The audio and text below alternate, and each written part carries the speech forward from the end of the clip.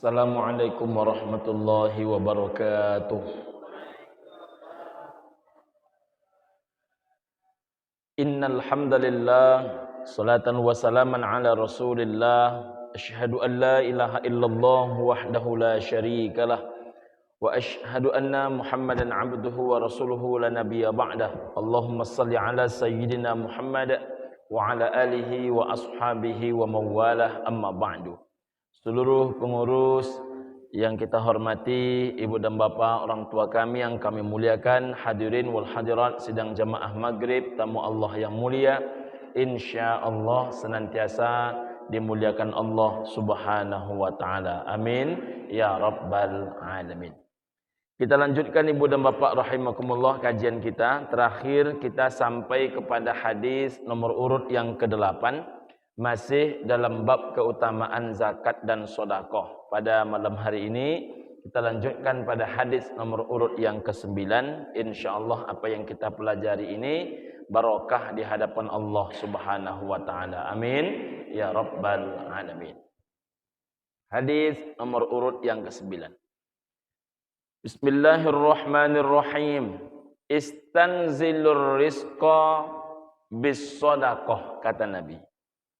Turunkanlah rezekimu, datangkanlah rezekimu dengan cara apa? Kata Nabi, bis sodakoh, dengan cara bersodakoh. Jadi ibu dan bapak, sodakoh itu dalam pandangan agama bukan PK, bukan piti keluar. Tapi sodakoh itu adalah PM, piti masuk. Mengapa demikian ibu dan bapak rahimakumullah? Bila ibu dan bapak memiliki sumur yang airnya sudah mulai kurang, airnya sudah mulai tak jernih lagi, airnya sudah mulai berbau, apa solusinya agar air itu banyak? Apa solusinya agar air itu aromanya sedap? Apa solusinya agar kemudian mata airnya tumbuh lebih banyak? Solusinya ibu dan bapak rahimakumullah bukan ditambah air yang baru, tapi air yang ada itu mesti dibuang. Bahkan tak cukup hanya air dibuang, pasirnya mesti dibuang. Batu-batu kerikil yang ada dalam sumur itu pun harus dibuang. Bahkan lumpur-lumpurnya pun, tanah-tanahnya pun harus dibuang. Kalau air yang ada sudah dibuang, kerikil, pasir dan lumpur yang ada sudah dibuang, maka yang akan terjadi ibu dan bapak adalah akan terbitlah mata air baru. Kalau sudah terbit mata air baru, maka tentu pertama jumlah air lebih banyak. Yang pasti tentunya airnya lebih bening, lebih bersih, lebih sedap aromanya. Itulah filosofi sodakoh. Jadi sodakoh itu ibu dan bapak dikeluarkan dulu baru menyebabkan tumbuh. Dikeluarkan dulu baru menyebabkan datang.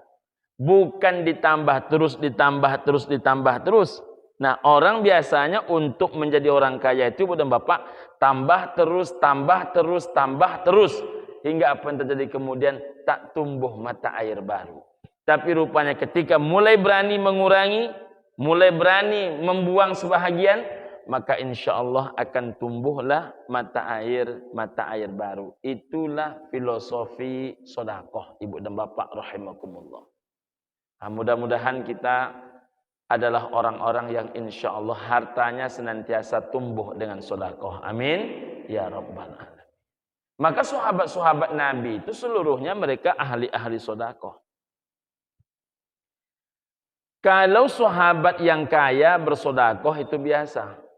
Sahabat-sahabat Nabi itu, ibu dan bapak rahimakumullah, bukan hanya yang kaya yang bersodakoh, yang hidupnya susah pun bersodakoh. Mengapa mereka yang susah hidupnya juga bersodakoh? Karena sudah mulai sampai ke tingkat yakin hanya sodakohlah yang akan membuka peluang datangnya rezeki.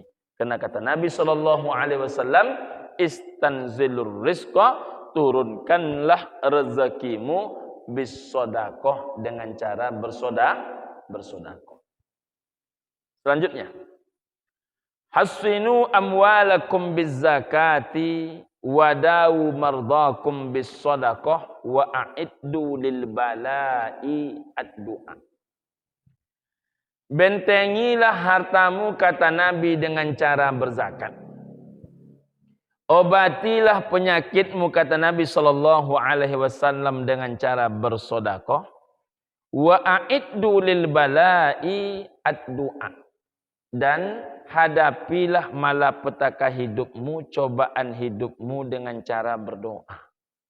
Berarti 3 perkara ini adalah seluruh persoalan hidup manusia itu selesai oleh 3 hal. Kalau rezeki masalahnya, maka zakat obatnya. Kalau penyakit yang dihadapi, maka berarti doa obatnya. Kalau banyak masalah dalam kehidupan, berarti doa yang akan menjadi lawannya. Selagi manusia mengamalkan 3 perkara ini, maka dia terhindar daripada 3 perkara. Pertama adalah bentengi hartamu, kata Nabi, dengan zakat. Zakat, ibu dan bapak, menurut para ulama, paling tidak ada 7 artinya. Pertama, zakat itu artinya adalah bertambah. Yang kedua, zakat itu artinya adalah bertumbuh. Yang ketiga, zakat itu artinya adalah berkembang. Yang keempat, artinya adalah bersih. Yang kelima, artinya adalah suci. Yang keenam, artinya adalah baik. Yang ketujuh, artinya adalah berkah. Nah, itulah arti zakat secara bahasa. Pertama, ibu dan bapak rahimakumullah, orang yang berzakat pasti bertambah hartanya. La in syakartum la azidannakum wa la in kafartum inna azabi lasyadid. Kalau kamu pandai bersyukur, kata Allah, aku tambahkan nikmatku kepadamu, kata Allah. Jika kamu kufur, sesungguhnya, kata Allah, azabku sangatlah pedih. Kita ini salat, ibadah, termasuk zakat, haji dan umrah, bukan untuk kepentingan Allah. Kita mengeluarkan itu semua murni demi kepentingan kita. Allah teramat kaya dan terlalu kaya kalau kita hanya tawar dengan 2,5% harta kita. Bagi Allah lah segala langit dan bumi beserta seluruh isinya. Ibu dan bapak rahimakumullah. Maka kalau kita berzakat, yang mendapatkan untung besar pertama kali bukan Allah, tapi kita yang berzakat. Karena rupanya orang berzakat itu bertambah hartanya. Makanya kenapa orang berzakat, orang yang hobi berzakat, itu tidak ada urat miskinnya, Pak. Selalu ada kemudahan dalam hidupnya. Orang berzakat itu pasti bertambah rezekinya. Selain bertambah penghasilannya, pendapatannya, rezekinya, kekayaannya. Yang kedua, orang berzakat itu pasti bertumbuh rezekinya. Apa bedanya bertambah dengan bertumbuh? Kalau bertambah, itu meningkat nominalnya. Kalau bertumbuh, itu meningkat jumlah mata airnya. Awalnya mata airnya cuma 1, menjadi dosen. Setelah hobi berzakat, mata airnya menjadi 2. Terbuat pula rumah kos di Jalan Alamanda. Itu contoh. Sebelumnya penghasilan itu hanya sebatas berdagang. Tapi semenjak mulai hobi berzakat, alhamdulillah, taboli pulau ruko agak 3 pintu di jalan Kaharudin Nasution. Itu namanya, ibu dan bapak rahimakumullah, mata air rezeki itu tidak lagi 1. Rezekinya sudah mulai menapai min haitsu la yahtasib, dari sisi manapun yang Allah kehendaki. Itu namanya bertumbuh. Apa bedanya bertumbuh dengan berkembang? Kalau bertumbuh itu mata airnya yang bertambah, berkembang itu tidak hanya satu sisi, tidak hanya satu tempat, tidak terpatok hanya kepada rezeki uang, sampai nanti dia ke rezeki kesehatan, ke rezeki keluasan pergaulan, sampai nanti kepada rezeki bertemu dengan orang-orang baik, sampai nanti dapat tetangga yang baik, sampai nanti berakibat dia kepada anaknya dapat jodoh yang baik, sampai nanti hatinya itu tenang saja, pikirannya jernih, bukan tidak pernah sakit, tapi setiap penyakit dia ada saja solusinya. Itu pertanda orang tuh zakatnya sudah sampai ke tingkat berkembang.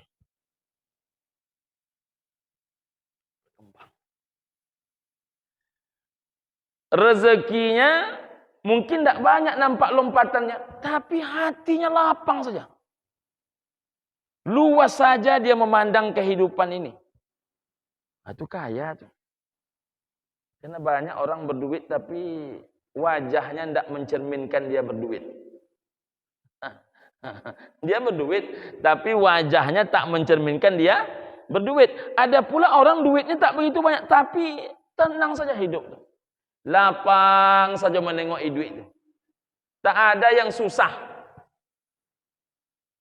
Itu, ayah.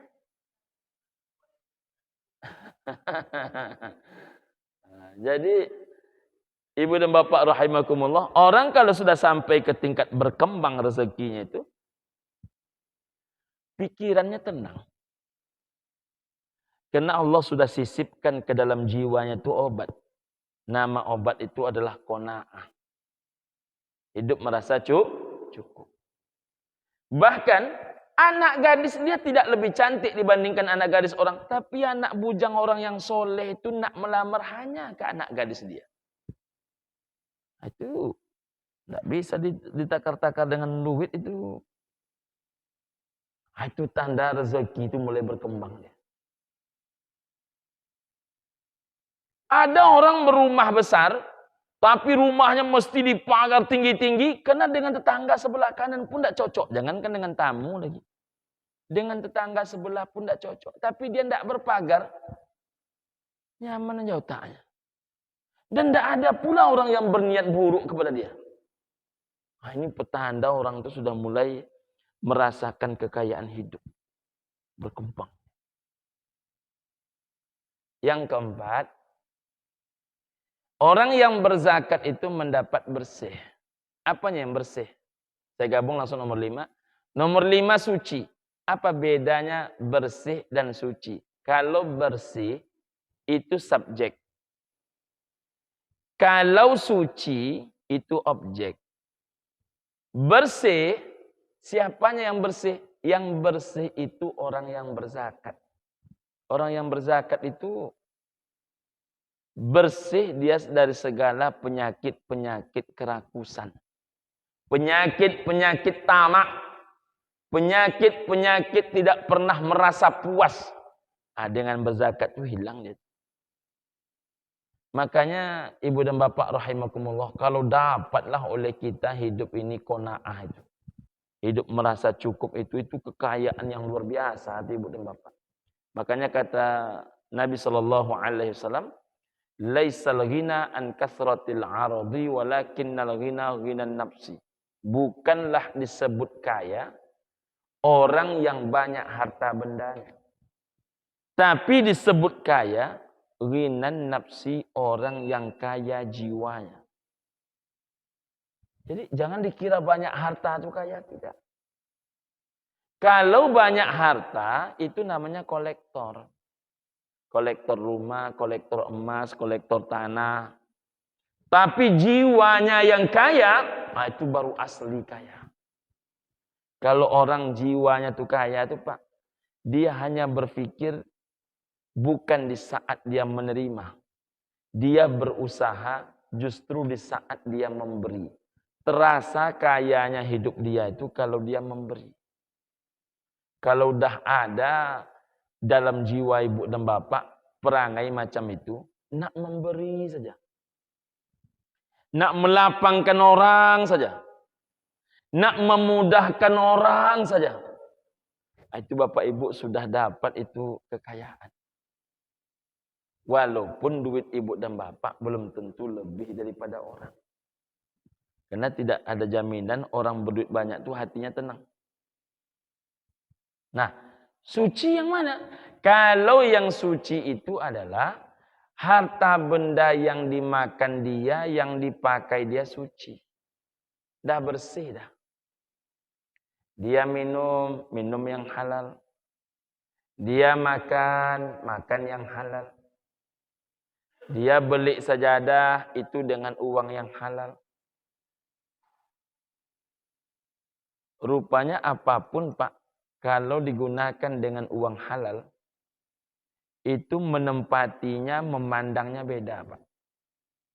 Bu, apa contohnya? Ibu bapak tahu Ka'bah itu siapa yang membangun? Ka'bah itu terakhir kali dibangun zaman Nabi belum dilantik menjadi Rasul. Dan Nabi Muhammad ikut membangun itu. Orang-orang kafir Quraisy itu ikut membangunnya. Tapi kok kita menengoknya itu, menengok Ka'bah saja hati bergetar Pak. Kok bisa? Padahal orang kafir Quraisy pun ikut membangunnya. Karena sebelum membangun Ka'bah itu, seluruh manusia yang ikut membangun bersepakat. Apa kesepakatan mereka? Hanya menggunakan uang yang halal. Hanya menggunakan uang yang halal. Rupanya kalau yang digunakan itu yang halal, memandangnya saja enak. Saya keberangkatan terakhir kemarin Ibu dan Bapak, berkesempatan sholat di dalam Masjid Abu Bakar As-Siddiq. Dari Alhamdulillah lebih 20 kali saya berangkat. Dari lebih 20 kali itu baru sekali itu saya berjumpa dengan Masjid Abu Bakar itu dibuka. Nah yang menarik Masjid Abu Bakar itu, suhu di luar 46 derajat Celcius. Sedangkan di dalam masjid itu AC hanya satu kecil. Di belakang pula. Tapi kok masjidnya sejuk. Saya ketika merasakan sensasi sholat di dalam itu, AC cuma satu, kecil pula, di luar suhunya 46, tapi kok sejuk masjid. Memang sesuatu yang berasal dari yang halal itu sejuk memakai.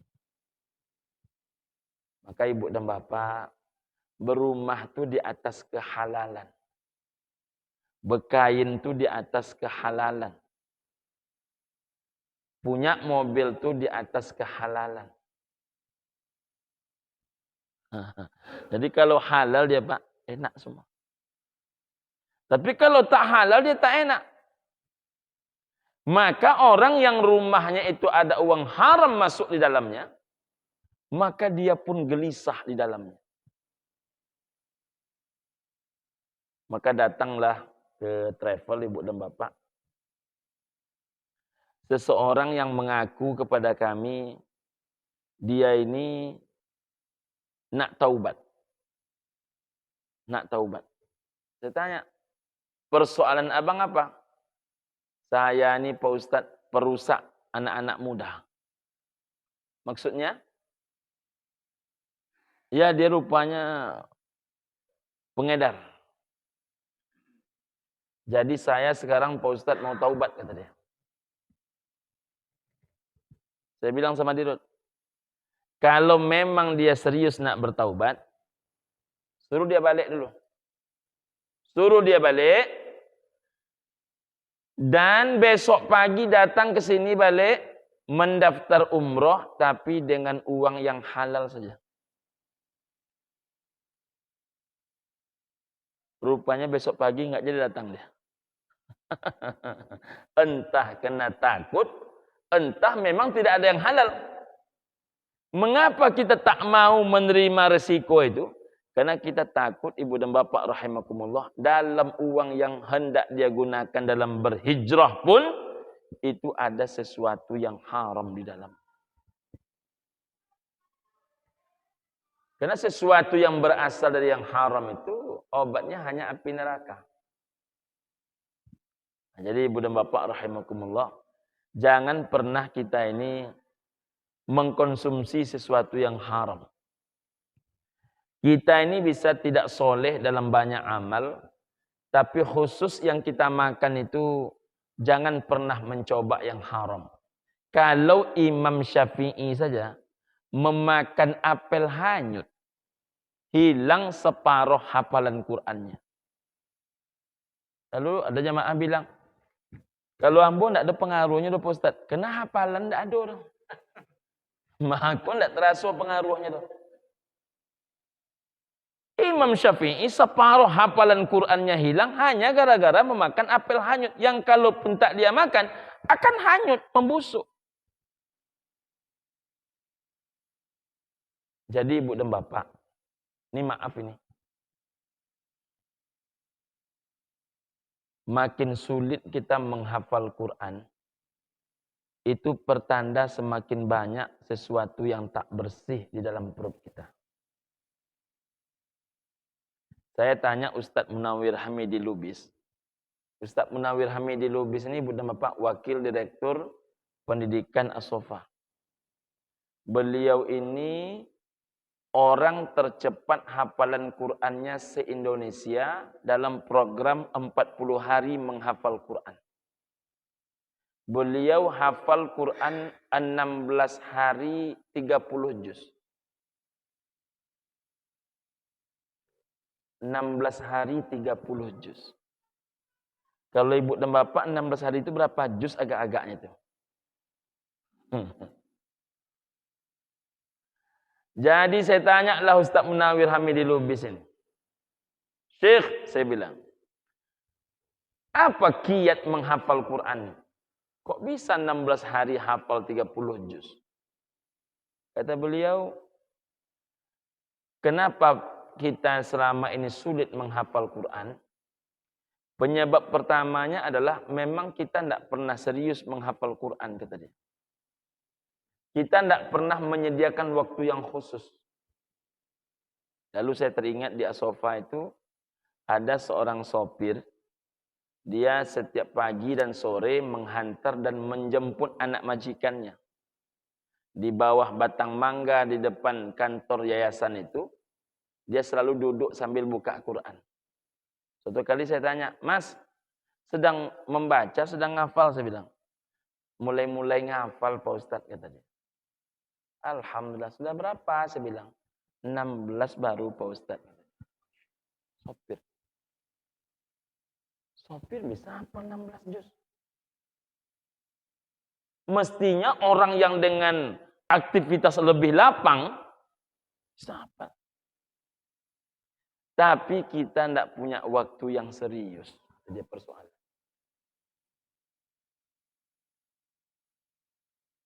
Saya ketemu dengan seorang anak muda, umurnya 28 tahun. Kami kebetulan berdua diundang ngisi acara di Kutacane, Aceh Tenggara. Saya penceramah dan pemimpin muhasabah. Beliau ini diundang dalam rangka membaca Quran dan berdoa. Acara mulai pagi sampai malam jam 9.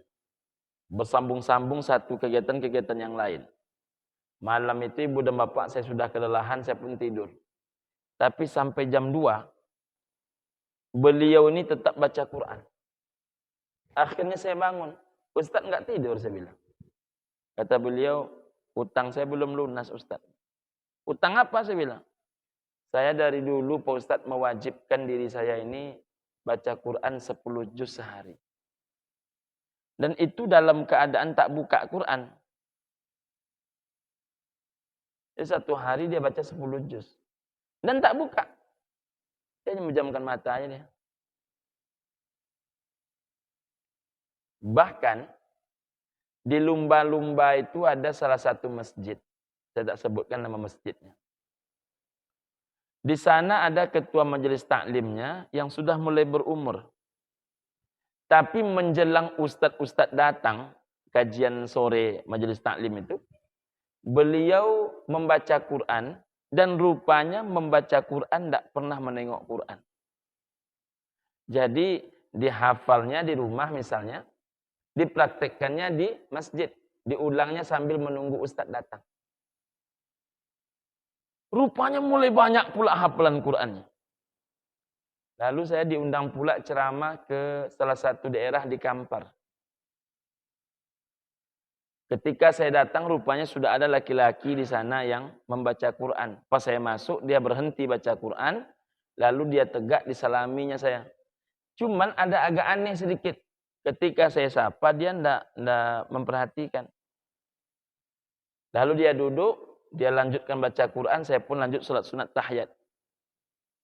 Tidak lama kemudian datanglah seorang bapak-bapak, lalu bertanya beliau, Pak Ustadz katanya, ada Pak Ustadz tadi disambut dek keponakan ambo tuh.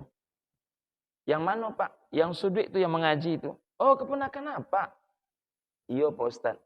Mohon maaf Pak Ustadz. Inyo tuh sakit jiwa Pak Ustadz. Jadi mendengar sakit jiwa itu saya perhatikan. Karena bacaan Qurannya bagus. Dan betapa terperanjatnya saya, rupanya dia baca Quran, tidak buka Quran. Jadi orang gila pun bisa hafal Quran. Nah, jadi jangan sampai yang waras-waras kok tidak bisa.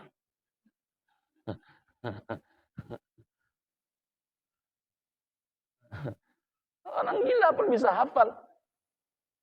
Nanti Bapak Ibu cari Ustadz Aldo nama di Pandaut. Ada Ustadz Aldo namanya. Ustadz Aldo ini punya kalau saya tak salah 7 rumah tahfiz. Masih muda, umurnya 26 tahun. Jadi suatu kali saya datang Ibu dan Bapak rahimakumullah. Saya diperkenalkan dengan 2 orang. Sepasang anak gadis, anak bujang. Anak gadis itu 19 tahun, anak bujang 28 tahun. Karena anak gadis ini masih 19 tahun, saya salut. Kenapa dia hafal Quran 30 juz.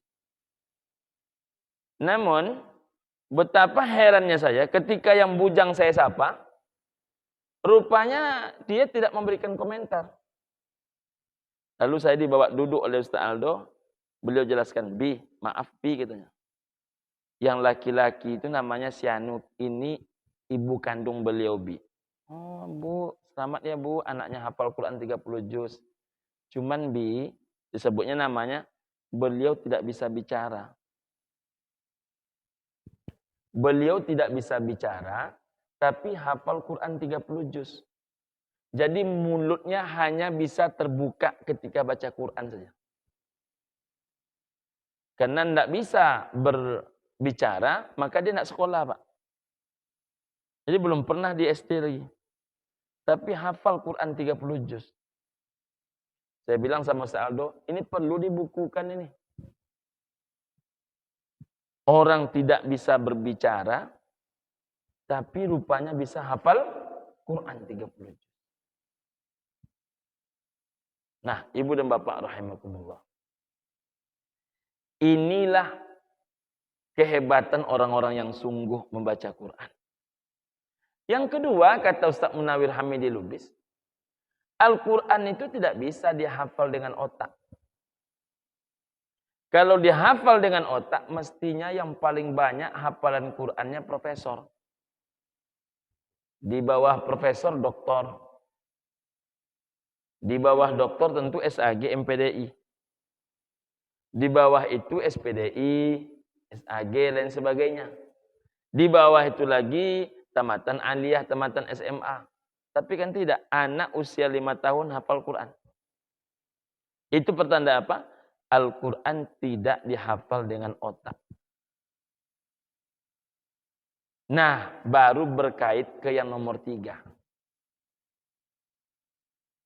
Kami diajarkan oleh guru kami, Bi, kata dia, Al-Quran ini, jika kita hafal dengan sungguh-sungguh, setengah jam itu bisa hafal 1 halaman. Setengah jam. Kalau Bapak Ibu setengah jam berapa halaman biasanya? Jadi setengah jam hafal setengah halaman. Maka satu hari itu kata beliau paling tidak bisa hafal 8 lembar. 8 lembar itu berarti 16 halaman. Itu kalau serius kata beliau. Nah, tapi sebaliknya ada ayat itu sudah 2 hari dihafal tetap terbolak-balik katanya. Sudah 2 hari menghafalnya tetap bolak-balik dia kata dia. Kalau ada ayat yang sudah 2 hari kita hafal, tak hafal-hafal, tak masuk-masuk, coba terjemahkan ayat itu kata dia. Kalau engkau terjemahkan ayat itu, jangan-jangan di dalam ayat itu adalah masalah hidupmu. Jadi kalau di dalam ayat itu ada masalah hidup kita, dia tidak masuk ke dalam jiwa kita. Jadi kalau ada nanti Bapak Ibu mulai menghafal malam ini, tak bisa ayat itu masuk. Berarti ayat itu isi kandungannya bermasalah dengan pribadi Ibu dan Bapak. Nah yang jadi masalah apa? Semua isi Al-Quran tidak bisa dihafal. Berarti semua kandungan Quran bermasalah untuk dia. Berarti hati kita itu sudah jauh dari kebenaran. Karena rupanya Ibu dan Bapak, Al-Quran ini kan kompas. Ya kan? Ihdinas siratal mustaqim, siratal ladzina an'amta 'alaihim, ghairil maghdubi 'alaihim waladdallin. Minta kita jalan yang lurus. Mana jalan yang lurus itu? Dzalikal kitabul la raiba fih hudan lil muttaqin. Jawabannya adalah ini dia. Alkitab tidak ada keraguan di dalamnya menjadi petunjuk bagi orang-orang yang bertakwa. Nah, balik kita kepada yang tadi. Maka yang dimakan itu mesti suci. Apalagi ini untuk menyangkut anak-anak kita. Saya bertanya kepada seorang, mohon maaf, seorang pejabat yang agak koboi cara ini. Pak, saya bilang, Bapak, saya dengar-dengar bisnisnya macam-macam. Tapi anak Bapak kok pintar. Anak Bapak kok soleh. Kebetulan anak-anaknya murid saya. Apa katanya?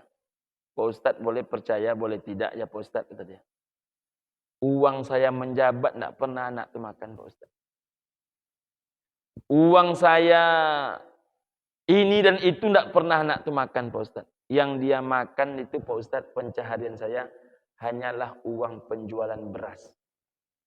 Jadi rupanya dia punya stok jual beras macam-macam daerah. Untuk yang dimakan anaknya sehari-hari itu dia ambil hanya dari penjualan beras. Dan uang penjualan beras ini Pak Ustadz tak satu pun yang syubhat. Seluruhnya ini sengaja saya jaga agar tak bercampur yang hak dengan yang batil.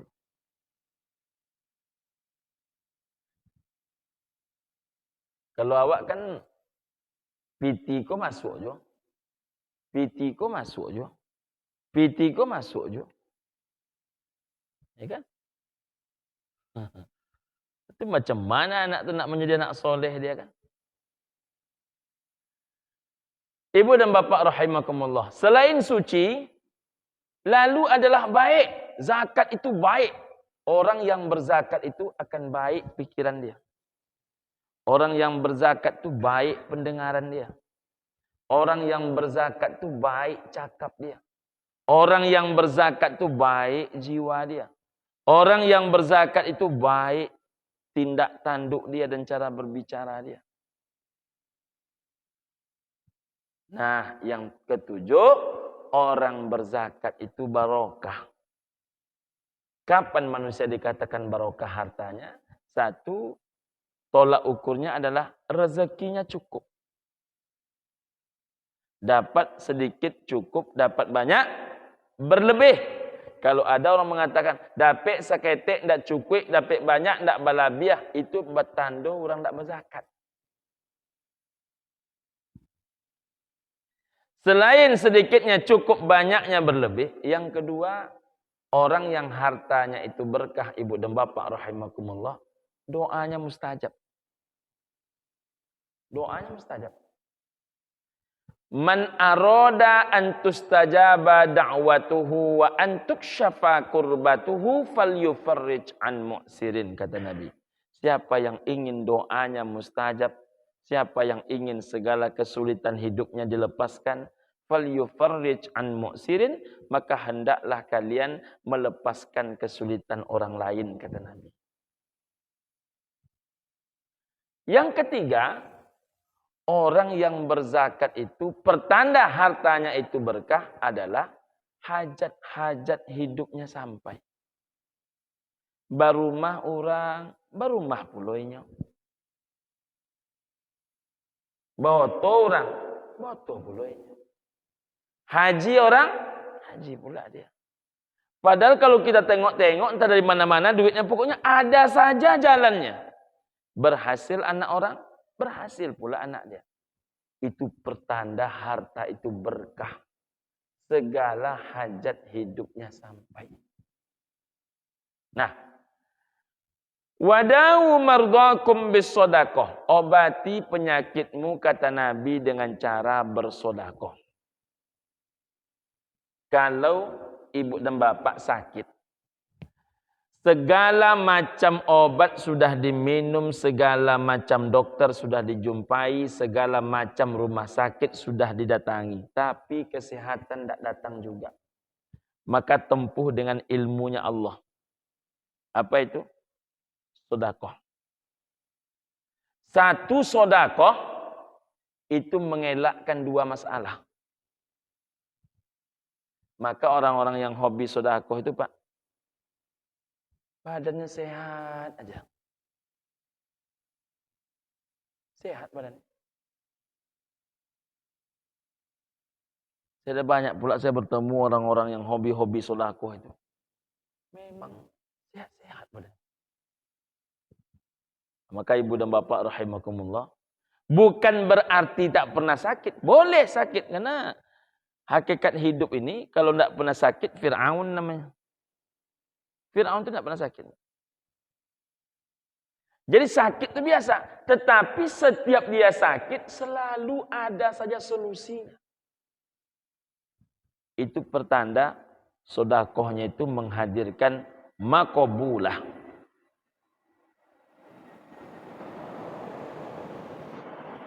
Nah, ibu dan bapak rahimakumullah, jadi sodakoh itu menyembuhkan penyakit.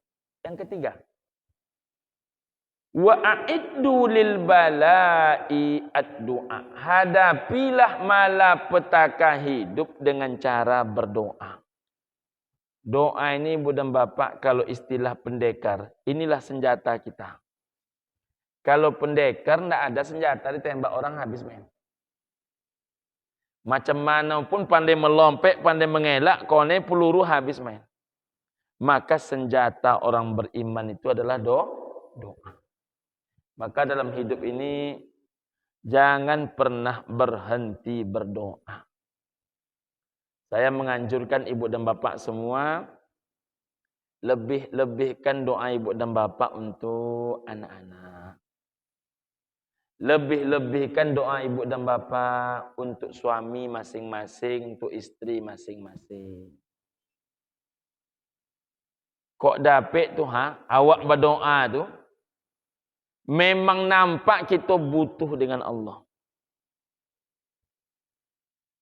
Termasuk ibu dan bapak rahimakumullah, kerinduan kepada orang tua. Nggak bisa di-update status terus. Tapi doa. Doa inilah kekuatan kita. Termasuk kalau kita maju nih Pak Ketua. Doa nih Pak Ketua. Kita perbanyak pun spanduk. Dipasang malam pagi hilang. Saya bertahun-tahun Takzim namanya. Takzim itu tablik akbar zikir muhasabah keliling. Di mana-mana baliho kami di Pekanbaru. Tidak pernah dicabut orang, tidak pernah dikoyakkan orang. 2007 sampai 2021 menjelang Covid. Ada juga orang yang kadang-kadang berpikir, nak maju Ustaz tuh. Semangat betul membuat acara. Tidak ada orang berpikir sampai mengoyak-ngoyakkan spanduk Pak. Tapi ketika Wak maju, memang lain pula perasaan hati itu menengok spanduk awak dicampakkan orang. Kalau spanduk yang 2x3 tuh, yang pakai kayu, pakai pasang, mereka langsung pasang, itu kan paling murah 650.000 sampai 750.000 Pak. Ya Pak Ketua ya? Kalau sekali cabut dek kawan 5 terponong juga Pak dia. Sudahlah dicabut dia, dicampakkan dia, dikoyakkan dia. Ada yang kadang-kadang dihapuinya wajah awak, dikoyakkannya, lengkap nama-nama. Tinggal kupiah seketik di hati. Nah, maka kekuatan kita ini hanya doa. Doa. Ini dari tadi malam, adik itu mempersiapkan banner-banner kecil itu untuk disebarkan ke masyarakat. Tapi itu hanya syarat kalau kita sudah berbuat. Tapi selebihnya tetap doa. Allah tetapkan, alhamdulillah, itu jalan dari Allah. Tapi kalau ada rencana Allah yang lain, kita minta rencana Allah itu tentu adalah rencana terbaik untuk kita, apapun namanya. Jadi dalam hidup ini, tak bisa kita mematok-matok seolah-olah ini lebih baik, ini lebih baik. Sama juga anak gadis minta jodoh. Ya Allah, kalau dia baik untukku, maka dekatkanlah, katanya. Jika ia tak baik untukku, katanya, maka baikkanlah. Itu ngotot namanya tuh. Kadang memang sengaja Allah jauhkan karena dia tidak baik untuk kita. Tapi jangan sampai kita tidak berjuang. Dalam apapun yang kita sudah ambil sebuah peluang perjuangan, itu mesti dilakukan dengan cara maksimal. Tapi maksimalnya halal. Jangan ditempuh yang haram. Kalau ditempuh yang haram, orang rusak, awak pun tandeh. Tandeh dunia, tandeh akhirat. Itulah yang dapat saya sampaikan. Ibu dan Bapak rahimakumullah. Sudah azan kan? Semoga ada manfaat, ada keberkahan. Billahi taufiq wal hidayah wal ridha minal inayah. Assalamualaikum warahmatullahi wabarakatuh.